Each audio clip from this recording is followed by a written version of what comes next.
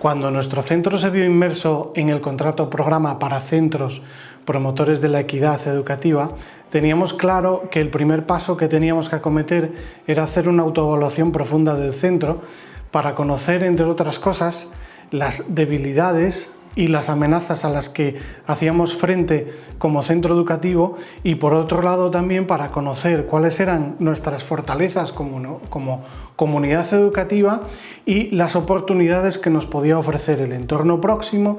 y la administración y el ayuntamiento. Fruto de ese análisis elaboramos un plan de mejora que tenía 4 objetivos muy claros. El primero de ellos era la creación de una serie de espacios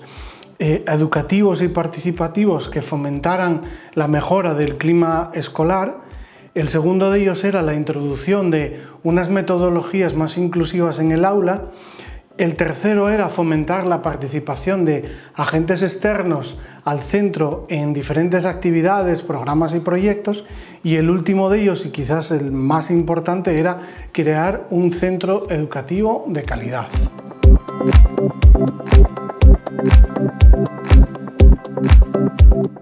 Sobre el primero de esos objetivos, el crear espacios educativos y participativos que fomentaran un clima escolar positivo,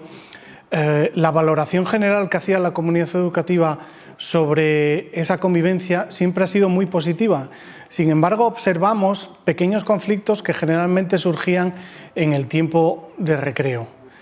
Así, utilizando el enfoque didáctico del diseño universal de aprendizaje, que comúnmente se le llama DUA, pretendimos crear una idea de centro en la que se fomentara unos diseños flexibles que a su vez permitieran a todos los estudiantes progresar desde donde ellos están y desde donde nosotros y no desde donde nosotros creemos que están. Dice Santos Guerra que no hay calidad educativa sin equidad y no hay equidad sin atención a la diversidad. Pues bien, el proyecto de Patios con Encanto persigue esa premisa, abogar también por la atención a la diversidad para todo el alumnado, el que el alumnado sea capaz de gestionar su propio tiempo de ocio. No pretendemos crear patios dirigidos porque en la vida real nuestro tiempo de ocio no está dirigido, sino que lo que pretendemos es dotar al alumnado de un montón de posibilidades, el dotarle de diferentes opciones para que ellos sean capaces de crear, de gestionar su propio tiempo libre. Pero crear esos espacios educativos y participativos no quedó reducido solo al tiempo del recreo, sino que vimos los beneficios del DUA para extenderlo a otra serie de espacios en el centro, como es la biblioteca, como fue el aula de futuro o otra serie de espacios comunes, es decir, espacios que facilitaran la participación del alumnado en el propio proceso de enseñanza-aprendizaje, planteándole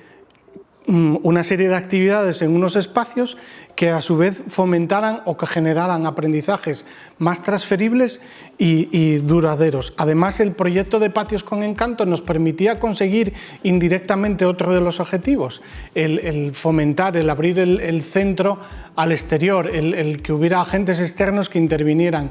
en las actividades, en los proyectos y en los programas también.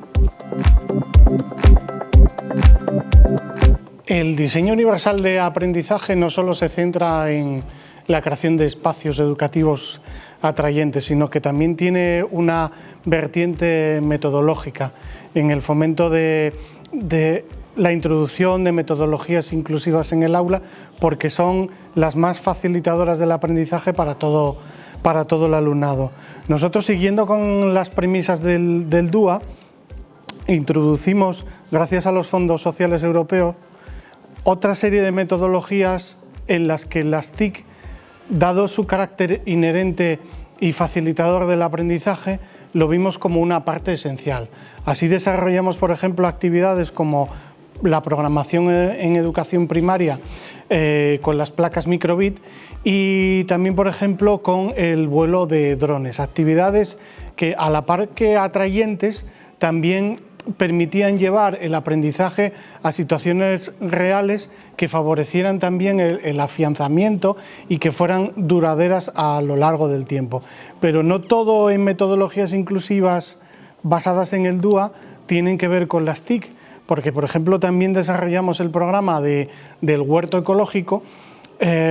con un programa que no era nuevo en el centro, pero que sí precisaba de cierto revulsivo para tener una visión mucho más competencial. Y nació el huerto ecológico con un objetivo claro, que es el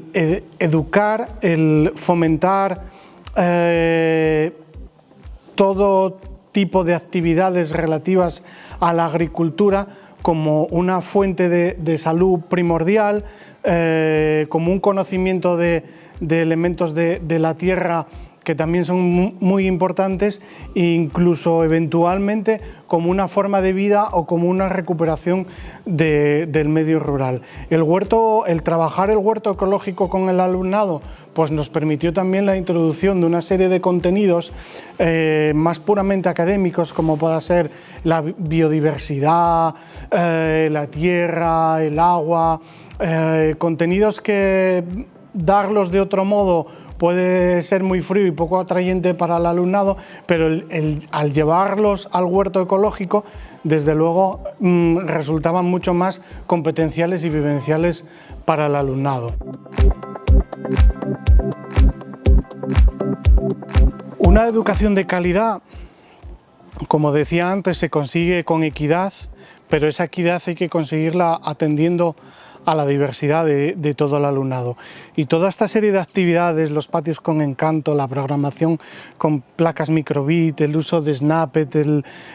bueno, todas estas actividades sí tienen como objetivo atender a la diversidad, porque son actividades favorecedoras del trabajo con todo tipo de alumnado, independientemente de su situación personal. Pero bien es cierto que hay que trabajar otros aspectos más puramente académicos, porque el sistema así lo plantea. Para atender a la diversidad en esas otras cuestiones, el Fondo Social Europeo, gracias a su contribución, nos ha permitido desarrollar el Programa de Refuerzo, Orientación y Apoyo, o PROA, en base a dos actividades. Lo que los alumnos llaman las clases PROA, propiamente dichas, que son clases vespertinas en las que aquel alumnado que teniendo capacidad precisa de una ayuda va a estar atendido por una serie de monitores que van a centrar su trabajo personal. Y luego por el otro lado está el proyecto de atención psicopedagógica a menores, en el que se trabaja esencialmente las habilidades sociales. Se trabaja con alumnado que aunque nosotros creamos que las habilidades sociales vienen de serie, sí es cierto que algunas precisan de una atención más personal, más incipiente, porque hay personas que precisan de una ayuda al respecto, sobre todo en todo lo que tiene que ver con las relaciones sociales. Todos estos programas han fomentado en el alumnado una mejora de su éxito escolar, no solo en cuestión de calificaciones, sino también en gestionar su propio trabajo diario, pues le permite tener muy claro cómo tiene que organizar su propio tiempo de estudio, qué aspectos tiene que tener más en cuenta a la hora de estudiar, a la hora de plantear trabajos, cómo tiene que relacionarse con su grupo de iguales en el desarrollo del trabajo cooperativo y aspectos que nosotros consideramos muy esenciales y que ellos a lo mejor individualmente no se han percatado de ellos. Con todos estos programas y actividades que hemos desarrollado y que estamos desarrollando gracias a los fondos sociales europeos, pretendemos llevar a la práctica la frase que en su momento dijo Benjamin Franklin sobre la educación: dime y lo olvido, enséñame y lo recuerdo, involúcrame y lo aprendo.